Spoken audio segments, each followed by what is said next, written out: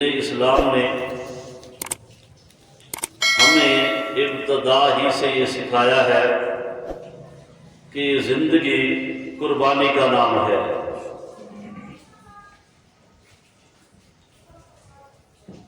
ہمارا سال جو ہے وہ اسلامی سال محرم سے شروع ہوتا ہے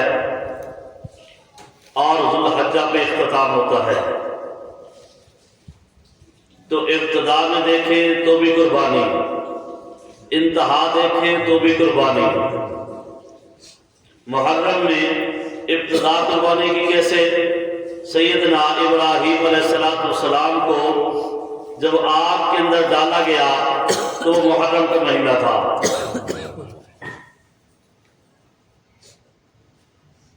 سیدنا فاروق اعظم رضی اللہ تعالیٰ عنہ کی شہادت ہوئی تو وہ محرم کا مہینہ تھا، اور سیدنا حسین رضی اللہ تعالیٰ عنہ کی شہادت ہوئی تو محرم کا مہینہ تھا، اور اسی طرح انتہا ذوالحجہ کا مہینہ ہے اور اس مہینے میں بھی قربانی ہے۔ تو اس مہینے میں سیدنا ابراہیم علیہ السلام نے اپنے بیٹے کی قربانی پیش کی۔ میرے اللہ نے اس کو قبول فرما لیا، میرے اللہ نے جنت سے دمبا بھیجا اور اس دمبے کو پھر ذبح کیا گیا۔ تو گویا کہ انتہا بھی قربانی پر وہ ایک نہیں، اب پوری دنیا میں لاکھوں کروڑوں اربوں خربوں قربانیاں ہوتی ہیں۔